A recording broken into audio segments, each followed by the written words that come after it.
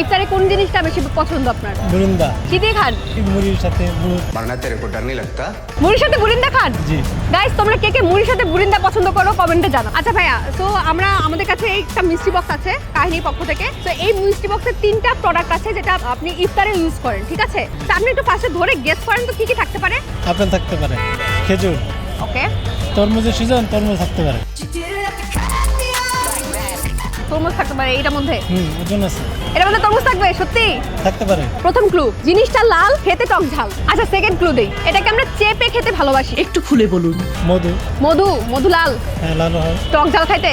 ঝাল ঝাল থাকে। ঝাঁজ থাকে, ঝাল না তো। আনারস। এটা তো লাল না। আচ্ছা ঠিক আছে, সেকেন্ডে চলে যাই। তো সেকেন্ড জিনিসটা চা কফি শরবতের বেস্ট ফ্রেন্ড। আরেকটা ক্লু দেই, ডায়াবেটিসের সাথে এটা রিলেশন আছে। চিনি।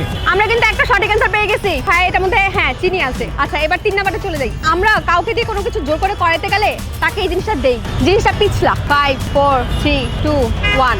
সো সরি ভাইয়া,